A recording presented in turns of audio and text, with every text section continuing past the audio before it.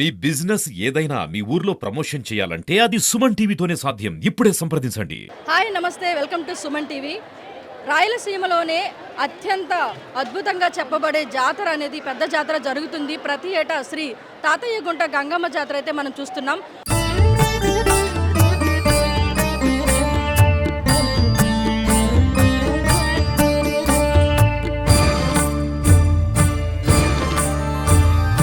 ప్రతి ఏటా 8 రోజుల పాటు అశేష జనసముద్రం మధ్యన ఈ యొక్క జాతర అయితే జరుగుతుంది.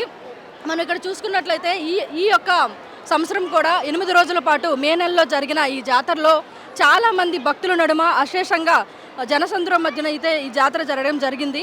అయితే ప్రస్తుతం ఈ జాతర జరిగి కూడా ఒక 3 వారాలు గడుస్తుంది. అయినా కూడా జాతరలో ఏ విధంగా అయితే భక్తుల రద్దీ కొనసాగిందో అదే విధంగా ఎక్కడ చూసినా కూడా భక్తులు అనేవారు అశేషంగా వచ్చి దేవుణ్ణి అమ్మవారిని దర్శించుకోవడం మనం చూస్తున్నాం. అయితే భక్తులు రకరకాల వేషధారణలతో వచ్చి అమ్మవారిని అయితే దర్శించుకోవడం జరుగుతుంది. వారి యొక్క మొక్కులను తెచ్చుకుని అదేవిధంగా సీరా సారే సమర్పించి కూడా అమ్మవారిని వారి యొక్క మొక్కులను అయితే ప్రతి ఏటా తీర్చుకోవడం జరుగుతుంది.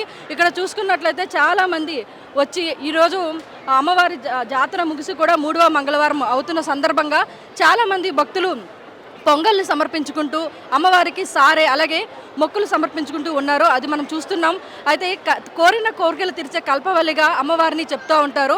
చాలామంది భక్తులు కళాకారులు కానివ్వండి రకరకాల వేషధారణలతో స్త్రీ పురుషులు కూడా ఈ యొక్క అమ్మవారిని దర్శించుకోవడం జరుగుతుంది. అమ్మవారికి రకరకాల వేషధారణలతో భక్తులు కనిపిస్తే చాలా ఇష్టమని చెప్తూ ఉంటారు. మనం చూసుకున్నట్లయితే అక్కడ అందరూ కూడా వారి యొక్క మొక్కులైతే పొంగళ్ళు కానీ వారి యొక్క అన్ని సమర్పించుకోవడం అయితే మనం చూస్తున్నాం.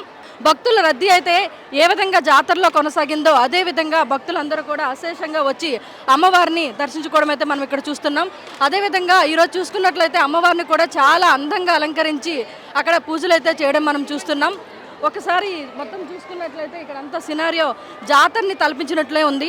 అయితే ఇప్పటికే మనకి జాతర ముగిసి కూడా 3 వారాలు జరుగుతుంది.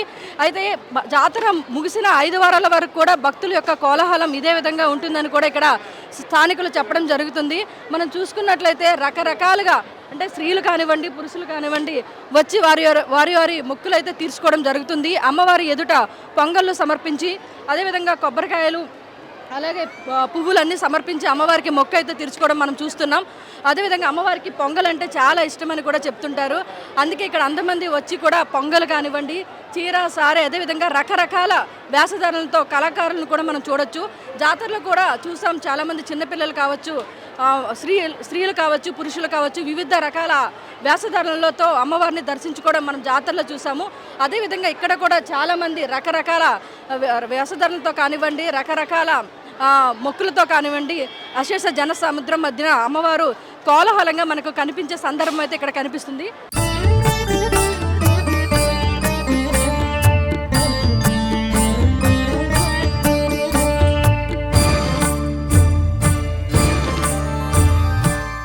ప్రస్తుతం మనతో కొంతమంది భక్తులు అయితే ఉన్నారు. వారితో మాట్లాడే ప్రయత్నం అయితే చేద్దాం. హలో అమ్మ, నమస్కారం. నమస్తే. ఇక్కడ చూస్తున్నట్లయితే చాలా ప్రాంతాల నుండి ప్రజలు వచ్చి అమ్మవారికి మొక్కులు చెల్లించుకుంటున్నారు. మీరు ఎక్కడి నుండి వచ్చారు? మేము చంద్రగిరి మాది. మేము ఉండేది తిరుపతిలో ఉంటున్నాం. అమ్మ వాళ్ళు మేము కలిసి ఇక్కడ వచ్చాము. ప్రతి సంవత్సరం వచ్చి ఈ విధంగా యాక్చువల్లీ జాతర టైంలో ఎక్కువ క్రౌడ్ ఉంటుందని వారాల్లో కూడా ఇలా మొక్కులు చెల్లించుకుంటూ ఉంటాము. అమ్మవారిని ఇంటి ఆడబిడ్డగా కొలుచుకుంటాం మేమంతా. ఓకే అండి.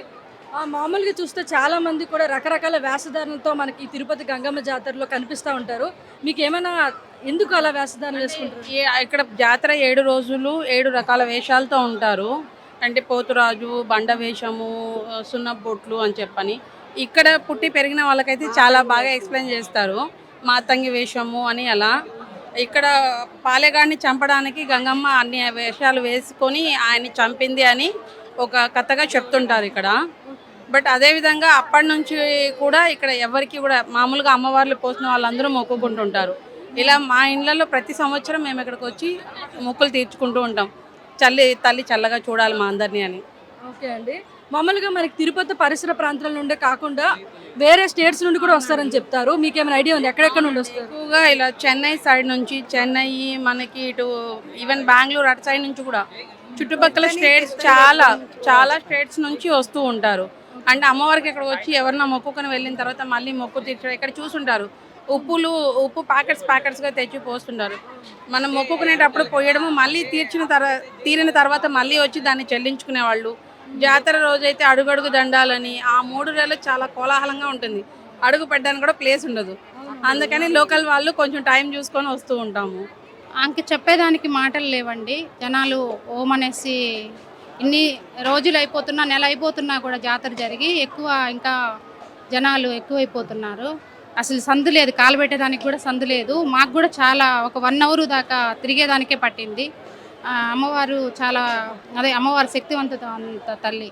కోరికలు తీరుస్తుంది, మొక్కులు తీరుస్తుంది, మనకి అనుకునింది అవుతుంది అమ్మవారి కాడ. మీరు ఎక్కడి నుండి వచ్చారు? ఇక్కడే తిరుపతి. తిరుపతి. అంటే పొంగళ్ళు కూడా సమర్పిస్తారు, చీరలు సారీ సమర్పిస్తారు అని చెప్తారు. అవును, పొంగలి, చీరలు, తర్వాత అంబలి అన్నీ ఇస్తారు. అమ్మవారికి అవే ముఖ్యం అన్నమాట. అమ్మవారికి ఇష్టం అవి. అమ్మవారికి సమర్పించి దర్శనం చేసుకొని వెళ్తున్నాం. ఇంకా ఎన్ని రోజులు ఈ భక్తుల రద్దీ కొనసాగుతుంది? ఇంకా ఒక 1 మంత్ ఉండొచ్చు అండి. 1 మంత్ ఉండొచ్చు. ఇంత క్రౌడ్గా ఉంది కాబట్టి 1 మంత్ ఉండొచ్చు.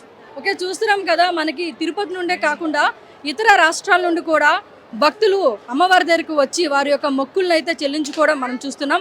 అదేవిధంగా అమ్మవారు కోరిన కోరికలు తీర్చే కల్పవల్లి అని కూడా చాలామంది భక్తులు అయితే మనకి చెప్పడం జరిగింది. ఇక్కడ చూస్తున్నట్లయితే జాతర ఆల్రెడీ గత నెల అయిపోయినా కూడా అదే విధంగా భక్తుల రద్దీ అయితే కొనసాగుతూ ఉండడం మనం అయితే చూస్తున్నాం. Keep watching Suman TV.